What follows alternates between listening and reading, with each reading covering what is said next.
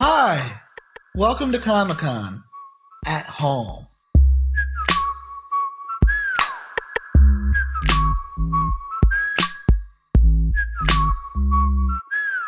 I know it's probably like more boring than Comic-Con of years past, but I wasn't there in years past, and I'm here right now. So I actually think that might make it more exciting, hopefully. And we're here, and boy, oh boy, are we going to have fun. And I'm sweating because I'm thinking about the fun we're going to have. All right, man, we're going to kick it off like this, man. So everybody know, man, Lil Dicky, David Byrd, hottest TV show on TV right now. Number one, FX comedy. Number two in all-time comedy history on FX, man. So we're going to talk about this right now, LD. What were your favorite moments to film in season one? My favorite moments to film in season one, I think it was when Young Thug came to the set, because, you know, me and you were both such big Young Thug fans, and we had never met him like that ever. And I think we heard he was coming, but I didn't believe it. Did you believe it until he showed up? I'm definitely not gonna lie. I did not believe he was coming. I thought he was gonna ghost you, bro. When he came, and I couldn't, the fact, having him even knowing who I am at that moment was such a great feeling. And then not only does he know who I am, he's there to be in my show and make his acting debut for our show is such a great experience. I've never been more giddy. I was actually concerned that my happiness level would impact my ability to act in the scene, because I was just so happy to be sitting next to him. Right, you don't want to be too geeked. And then Gunna was there too. I love Gunna too, and I thought I was just getting Young Thug at even Young Thug was I don't believe it's happening. The fact that not only did Young Thug come, but he opens up the car and Gunna's there too. It was heaven. I couldn't believe it. You know what we call that in the hood? What? A two for what? A two for what? We call it a 2-for-1 in the Jewish community as well. So hey, man, that's amazing, man. Everybody's excited about the show, man. Everybody loved the intro to your show, man. Can you give us insight into filming that hilarious intro, bro, into the season finale? Well, jail is what we're talking about, and it's a format change, because all of a sudden we're into a music video, and it's I've obviously made music videos as Lil Dicky, but we never really did that in the show. It's kind of the first time we do that, and that honestly, jail, the video was probably my favorite thing to shoot, because I stayed in this random hotel that was near this prison, and it just I just felt removed from the world, and I just loved being in this random local hotel and eating at the local restaurants every night. And I think the most interesting part of when we were filming was the basketball scenes. It was so windy, and really we're always up against the clock in terms of we're always behind schedule, and if you go into overtime it costs more money, and it's bad, and then you lose time the next day, and it's all this big thing. So really with the basketball scene, the only way for us to move on was if I made shots. And so if I was missing, it would have taken us hours, and it was really windy, and I was this is a big problem. But I really just made 3 of my first 5 shots, and it was I think it was just a great feeling, because not only do I like scoring and just getting buckets, but when our lives are on the line in terms of the production, it's even more satisfying. And you know what they say, man. Pressure make diamonds, man. Exactly. And then we still, even with those buckets, we're running out of time at the end of jail. And the last thing we shot of the whole jail video was me biting off the guy's dick. And we were they were 1 minute left, and I was they were pouring the red fake blood in my mouth, and and I hate sausage, and they were putting sausage in my mouth, and I was spitting it out, and we got 3 dick bite off spit outs in 20 seconds, and it was that, and it was game, it's really crazy how there's a ticking time bomb, and you run out of time it's a basketball game. But I think it was fun, but it was intense. Thank you, man, for that very vivid explanation, man, about that season finale, man. Look, LD, we already know you're a big name in the music game, in the rap game, but we want to know what prompted you to bring your story to the screen. Were you approached, or was it a passion project? Was it really a passion? Oh, yeah, I wasn't approached. My whole life. I know, but they don't know. Okay.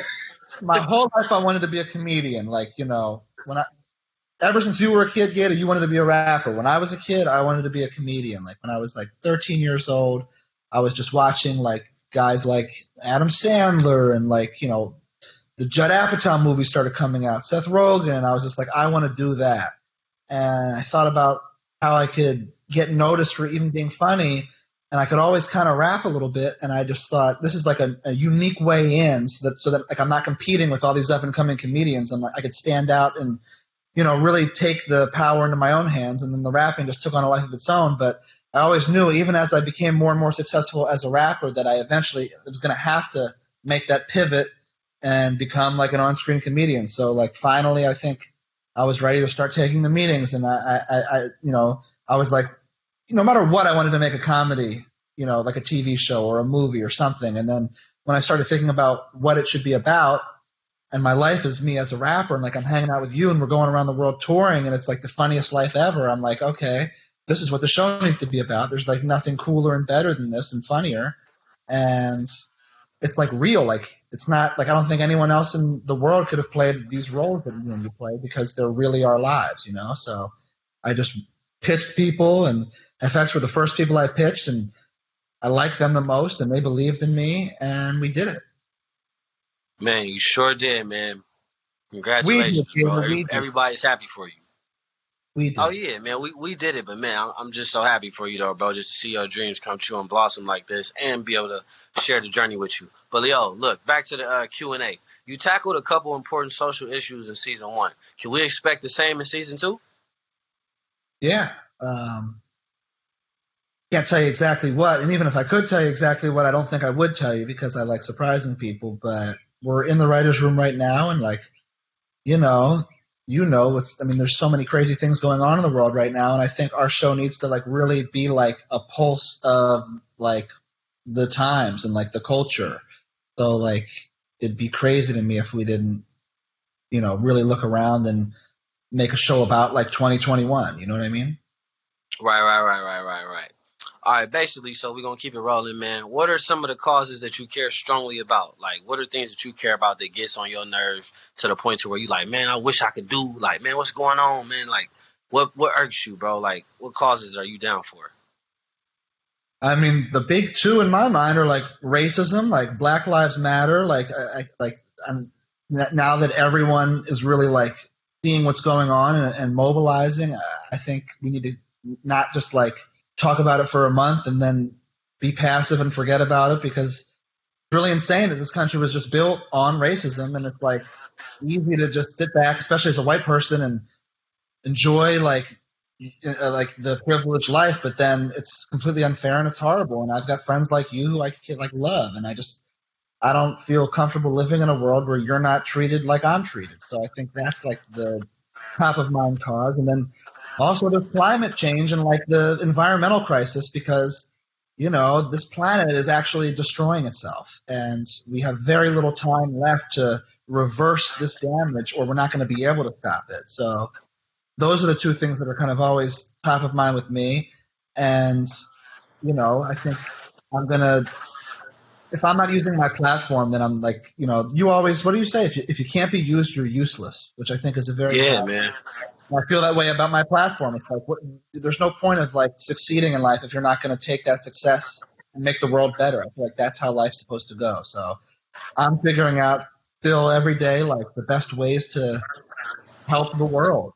And that's what I plan on doing moving forward. Right. And that's definitely a good cause to be down for, man. And I see a lot of people who look at our friendship too as a cause to see, like, you know, as an example that two different people can get together from two different backgrounds and races, man. So I really pat you on the back for letting me open into your world like that, bro. But how do you think fans can help, or why should they join the fight? Well, why is obvious. Like, why would you want to live in a world where people aren't treated equally? Like, you're like pathetic if you want that. Or why would you want to live in a world where like natural resources are going to start running out, and like pollution's going to ruin everything that you care about, and like food's going to be like, why is obvious. But how? Like, you know, I'd say with like Black Lives Matter and racism, it's like you need to listen if you're a white person. You need to like start like learning about it and like reading and talking to your black friends about it, and like actually like learning and like not just sitting back and being passive. And kind of the same thing applies for the environmental crisis. It's like I didn't really know much about it until I made that song Earth, and I like did all the research. And when you really it's serious, man. It's serious when you dig in the when you really archives. learn about the things, it's like you'll see like it's so alarmingly serious, and there's no way to correct or improve things without a general baseline knowledge. So it's like educate yourself, and then upon educating yourself,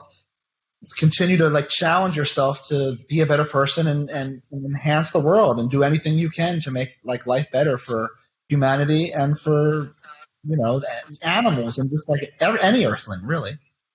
That's what's up, man. You always sharp, man. Always positive, man. Great answer, man. But we're going to move on to something funny, man, because you got a funny guy. Show is hilarious, man. Do you have any favorite moments that were bloopers, that were like any behind-the-scene things that happened on the set during season 1? Well, and maybe it was because it was the last day we were shooting. Like the last scene we shot was the scene in the record label scene where I was like telling them about my album Peanut. Oh, yeah.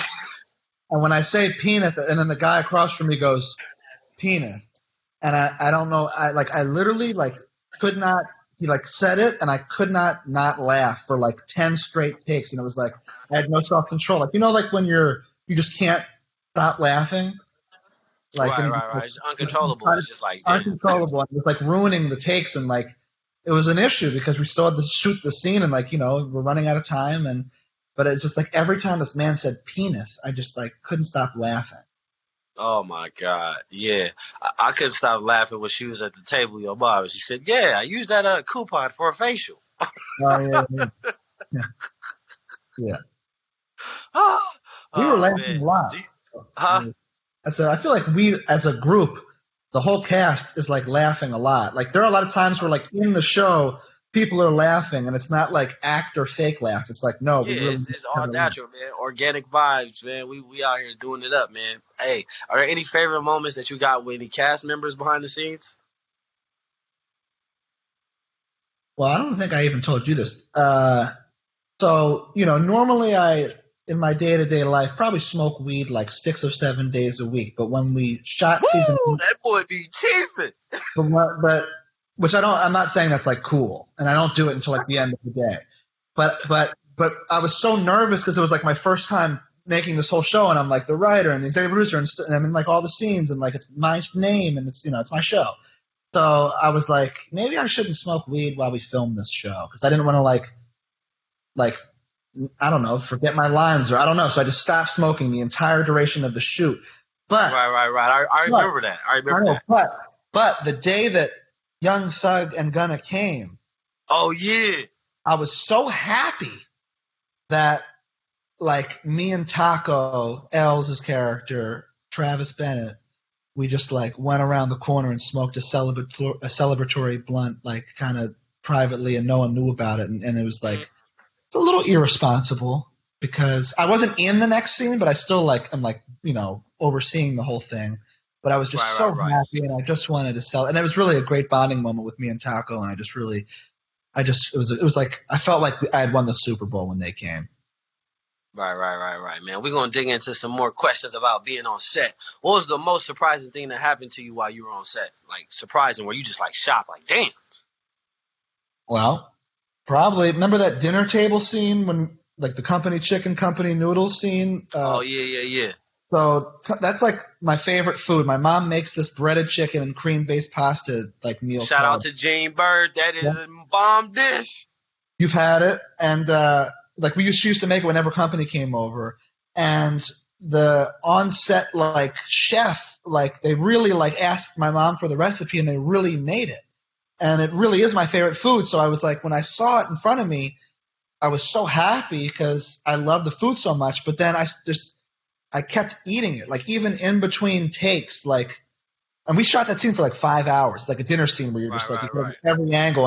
And everyone was warning me. They were like, dude, you gotta not eat like when we're not filming because like you're just gonna keep having to eat and you're gonna get full. But I didn't listen. I kept eating, and I my pants. It was fire though. It was fun. Wow.